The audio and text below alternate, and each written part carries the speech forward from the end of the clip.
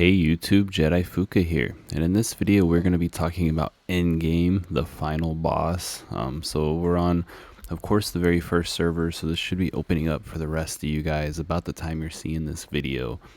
There's a few things you want to pay attention to, so in this video I'm going to kind of go over the boss and the mechanics of things that you need to know when you're building your teams, and I'm going to have a couple other videos dropping that are going to be showcasing some teams that I'm using.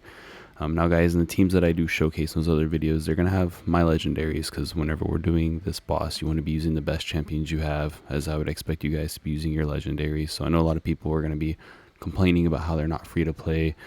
Look guys, you just got to plug in the best champions you can when you're doing this. But in this video, I want to give you guys some working knowledge of the boss so that you have an understanding of what you need to do.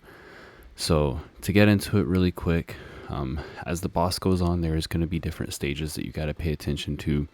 The other videos that I posted are here at the beginning, where the boss is at his weakest, which is good because it gives you a way to like set up your teams, testing things out while you prepare as he's getting harder, to keep pushing your damage up as high as you can.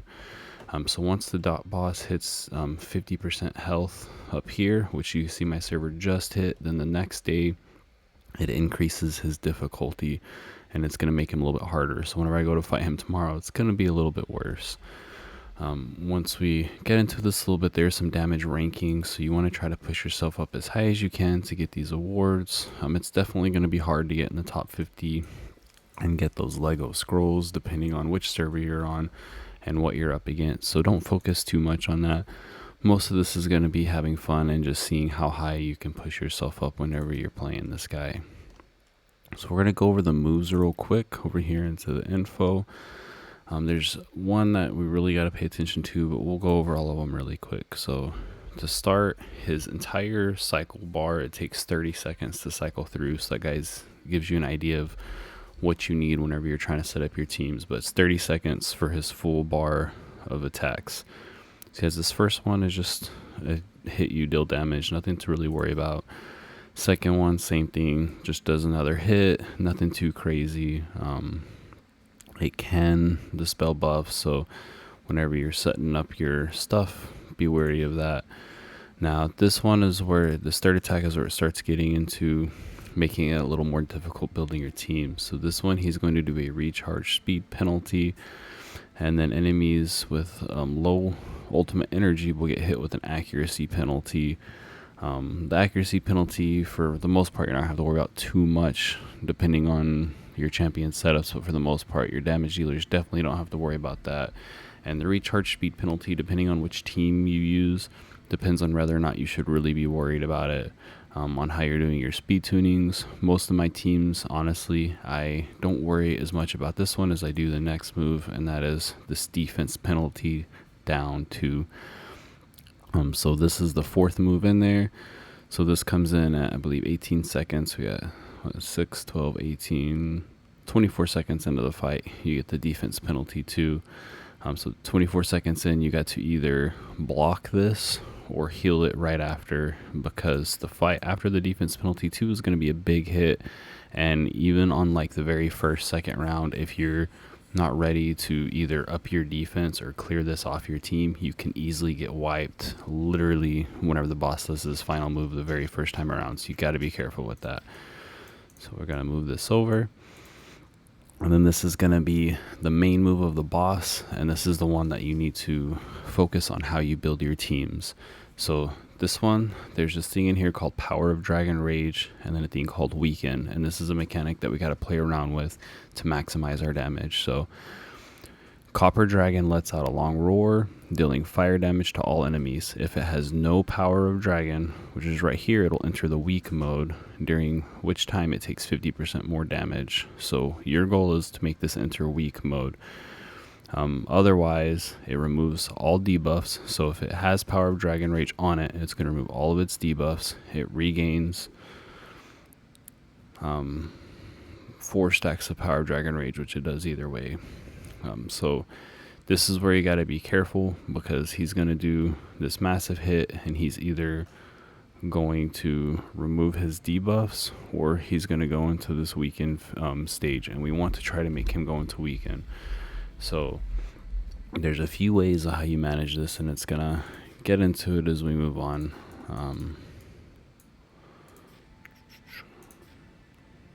Yeah, right here. So the Copper Dragon gains 4 stacks of Power Rage when the battle starts. So when Varys first starts, he's going to get it after casting his Dragon God's Roar. Whenever any unit on the battlefield triggers an ultimate up or an ultimate down, the effect will be nullified and 1 stack buff will be consumed instead.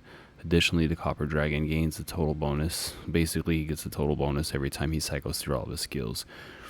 So the mechanic in this one that you really got to pay attention to is you need champions who are manipulating turn meter. So you either need them gaining ultimate or reducing the dragon's ultimate, one or the other.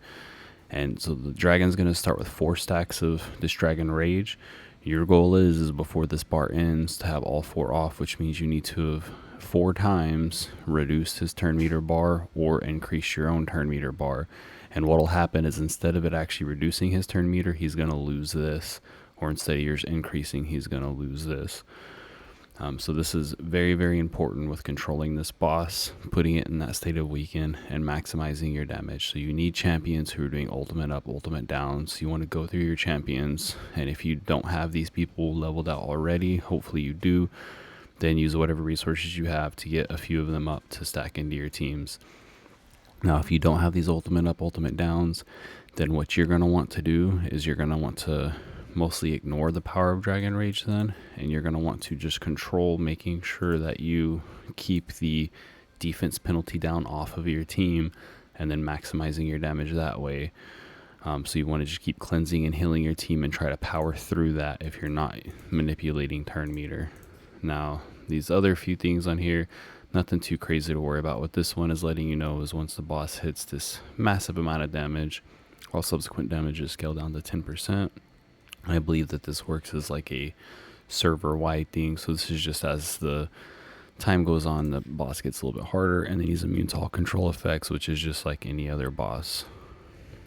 So that's kind of the overview of his moves. Now I'm going to talk about my teams, and in this video, we're not going to do any fights. I've already done all my fights, but I will have 2 other videos that I'm releasing, one with a Frost team that I use and one with a Fire team that I'm using, that are really good. But I'm going to go over all my teams real quick and show you guys my setups so you have an idea of what I'm using and what you can do.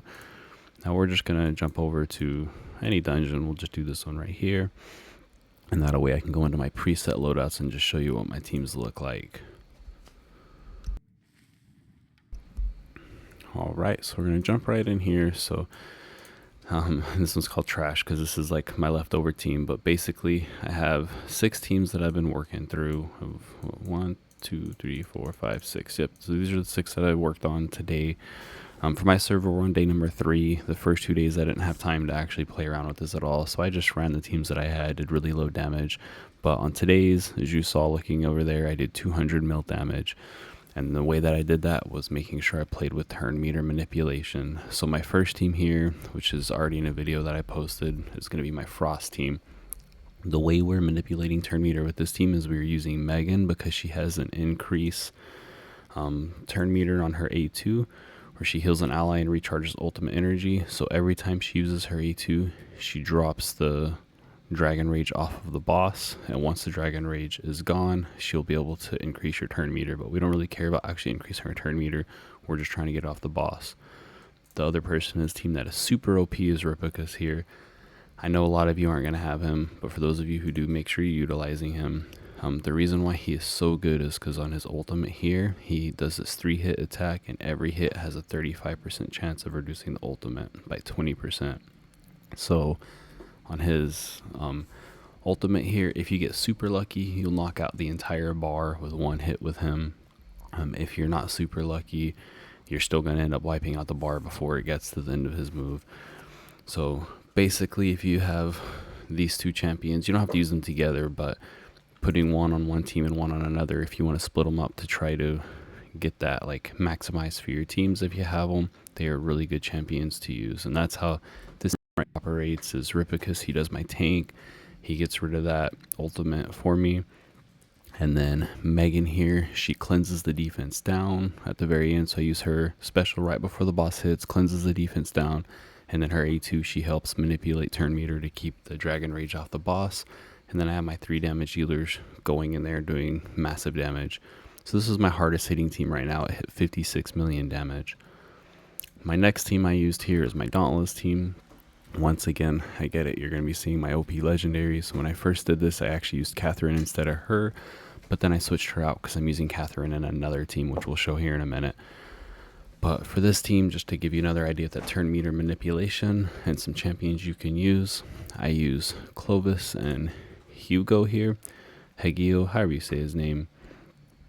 The best ones to use are actually champions like this guy who has it on an A2.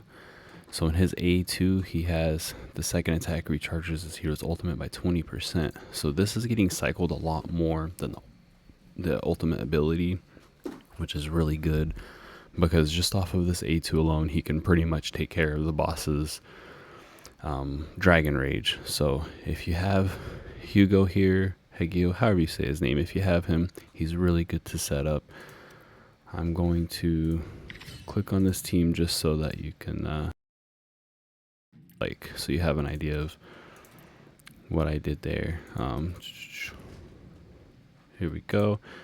So for him, what I did is that I set him up as one of my damage dealers, so he's still dealing pretty good damage. So he's still got 100% crit rate, 100 crit damage, quite a bit of attack. I mean, it's not super massive stats, but we wanted to make sure he could survive the whole round, so plenty of defense and HP. And his main thing is that he's doing this A2 to control the boss while helping us out with that turn meter control.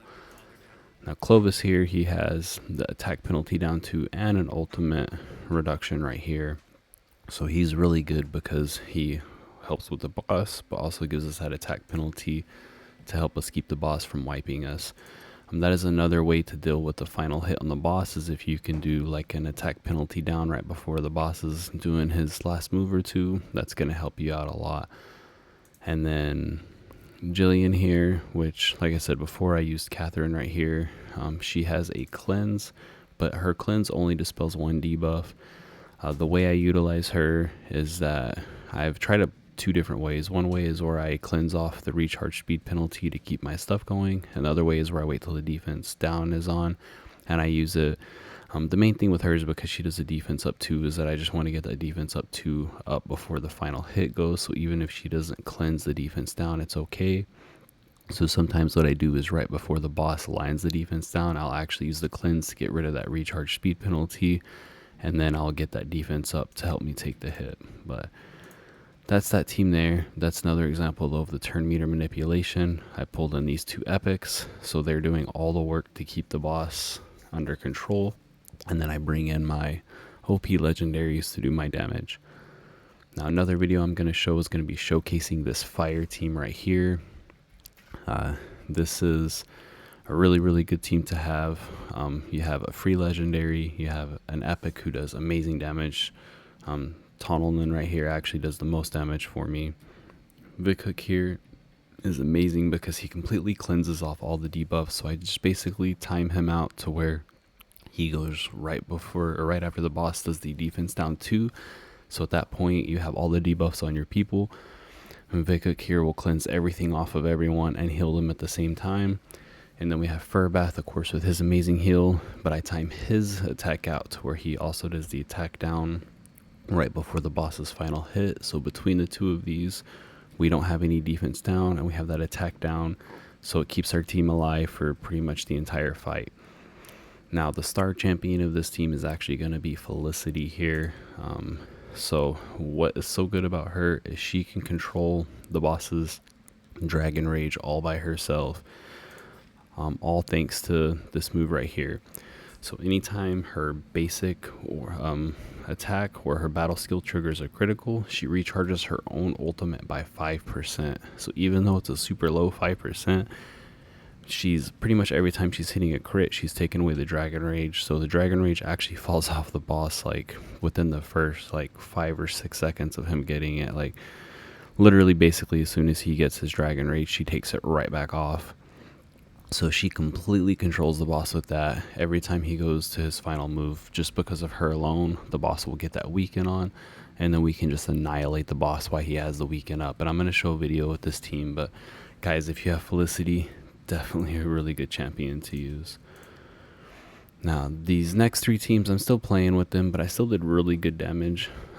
This team right here actually ended up hitting over 30 mil damage, which I did not expect. And it was just a team I was playing around with, so I may stick with it. Tomorrow, if I have time, I'll probably try to tweak, move some people in and out to see what we can do with it. But this team is probably going to be one of the more free-to-play friendly teams because you can easily change Losinya out here for a different damage dealer. She's the main damage dealer of the team, and she's not the best damage dealer in the game. There are epics who do better jobs than she does, so she's definitely replaceable. Voresh is the main healer of the team. I'm not sure he's replaceable, so if you don't have him, it will be a little bit harder.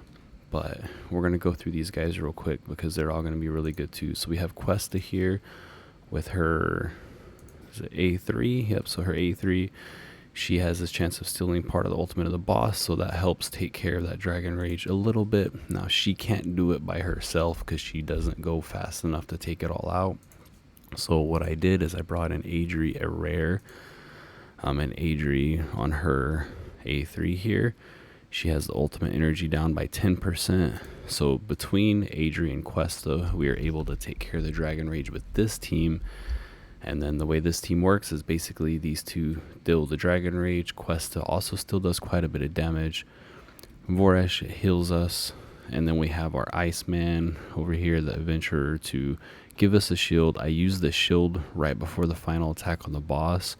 The weakness of this team is that I don't have a way to cleanse the attack down too. So the main thing is that I definitely want to make sure that we take care of the Dragon Rage, since we're not taking care of the defense down or any of that on this team, because we need to maximize our damage before we get wiped out. But what I do is I pop that ice shield right before the final hit of the boss, and the ice shield tends to keep us alive, and then Voresh heals us up. Now with this team right here, I made it to about 2.5, maybe it was 2:45, where Voresh fell. Actually, he fell with 3 minutes left, and then about 2.5 minutes left. I think it was the Adventurer fell, and then my team just kind of slowly fell apart. And at the very end of the game, it was just Questa versus the boss. Questa and Adri were my last two standing, but Questa managed to make it the full time frame. But of course, Adri, she barely fell during the last cycle of the boss, so Questa managed to stand the full time though. But this team right here did manage to make it the full time. However, like I said, they started falling with like 3 minutes left where Voresh fell, and then 2.5 minutes where these two fell. But anyways, that's kind of the goal of the team though, is you have two people to control the Dragon Rage, then you have a damage dealer, semi-damage dealer but mostly healing us, and then our main damage dealer. Losinya here can easily be replaced with anyone else that deal damage. The main part of this team is going to be these two who are doing the turn meter manipulation. Now the next team right here was another Dauntless team. My team is really stacked heavy with Dauntless, so I was playing around with teams to try to get the most damage, not necessarily to have one team that does a ton of damage, but to have two that do quite a bit of damage. So both my Dauntless teams are hitting in the 30 mils. The way this team works is that Catherine here is kind of the star, so if you guys have her as an epic, she's really good for this. She has this debuff immunity. What I do is I manual her to where I use her debuff immunity right before the boss does the speed recharge. If you time it out right, you'll block both the speed recharge and the decreased defense, so we take care of both of those and don't have to worry about it. Then this team has 3 damage dealers. It's our Dauntless champions here that are all just doing their best to wipe out the boss. All 3 super good damage dealers. Shaltar here, if you have him, he helps enable these Dauntless teams a lot. So if you don't have like this other team, we have 2 really hard-hitting Dauntless heroes. If you don't have that and you have other Dauntless people, you can bring Shaltar in to help these 2 do more damage. So Shuggerl here, we haven't even leveled all the way out. I actually just leveled him up for this team. I had another support here and I realized I was staying alive just fine. So I went, took that support out and added him in and started pushing up my damage. Now the star of this team is actually going to be Sagomir here. So you guys who have Sagomir, definitely make sure you're using him somewhere in this fight. As you'll see, he's not even scrolled. But the reason why he's so good is this one right here. He provides a carrot at regular intervals to an ally with the lowest HP, granting them recovery over time, and he recharges their ultimate energy by 20%. So Sagamir will actually control the boss's Dragon Rage all by himself as well. He uses this enough that he will take all 4 stacks out before the boss gets his turn. So he can solo control the boss without having any other turn meter manipulators. So this team right here works out really well because we have Catherine to block all the debuffs, Sagamir to heal us a little bit, control all the Dragon Rage, and then he also has an attack down, which mine isn't leveled up all the way, so our attack down wasn't always landing, but we were still able to survive long enough to hit 30 mil damage with our 3 damage dealers. The way this team went, we managed to run the entire time. Sagamir and Catherine both ran out the clock. The 3 damage dealers all fell when we had about a minute and a half left. I think our first one to fall was Shargirl here, and he fell when we were like around the probably 2.5 minutes, and then the other 2 fell closer to like the minute and a half to 2 minute mark left, if I remember correctly, but pushed over 30 mil with that team. And once again comes down to turn meter manipulation. Now our final team here that I have labeled as trash is because I was just playing with random champions trying to put something together with what I had left over. And then after going through epics after I'd already saved it, I actually found probably better ones to plug in. But this team was my lowest hitting team, and they hit like 17 mil. So even then, not too bad because we got a little bit of damage out of them. So for this team, we have Irma here. She's our one who's controlling the boss with the ultimate energy right here. Every time she gets hit, she has a 30% chance of recharging her ultimate energy by 5%. Now, what I found with Irma is every now and then she can take the Dragon Rage off the boss, but she doesn't do it every single time during the run. Actually, she only does it a few times. So for the most part, she cannot control the boss by herself, but if you have someone else who's not good at controlling the boss, like really what I was looking at is moving her into my team with Questa, because Questa can't control the boss by herself, and neither can Irma, but Irma gets close. So if you compare her with someone like Questa, you could control the turn meter off the boss. And then this team might just use an attack down, a healer, and damage dealers, but this team's not very good at all. But anyways, guys, that's an overview of my team. Now I want to go over a couple of artifacts that are really good for this, and then some champions that might help you guys out. So let's jump over here. Now I need to give a shout out to someone in my clan named Vlar. Vlar pointed these 2 artifacts out to us in the clan, and then all of us started trying them, and it's helping out a lot. But we have the Spiritual Incense Burner. So this one increases your ultimate energy by 10% after unleashing an ultimate. If you move this into your teams with someone like Clovis, who has the penalty on the A3, the ultimate down, then you get to increase your ultimate while simultaneously controlling that Dragon Rage, and you're going to get that charge to help you keep going through and controlling the boss's Dragon Rage. So this one is really good for a character who has that on their ultimate. And then we have the Ancestral's candle here, and this one does it for the battle skill. So it's basically the same thing. The difference is it's reducing the time for the battle skill. So as you'll see, I have it equipped to Hugo here, and his battle skill is the one that does that ultimate, does the manipulation with the ultimate. So he's the one who's controlling the Dragon Rage. So this helps him cycle through that a lot quicker and keeping the boss under control. So these 2 artifacts, I highly recommend that you use them during this fight. That way you can cycle that through. So some champions that you guys should probably be thinking about is basically on all your teams, you want to have someone doing that turn meter manipulation so you can control what the boss is doing. And I kind of made a list of the epics. I don't have everyone in the game. I didn't go through everyone. There are tons of legendary heroes who are good at this, like Garrica and some others. So make sure that you go through your own champions to find them. I just went through the ones that I have plugged in my team so you guys could see. But some other champions that you guys can keep an eye out is for the epics here in the fire. You have Adolphus, which I don't have him unlocked yet.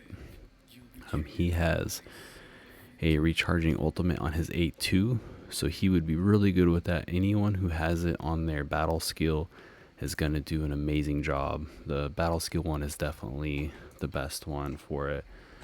Now, the ice team for the epics, we have Dolkrut's here. I believe it's his A2. He has a recharge ultimate energy by 25%. So once again on A2, so he's really good.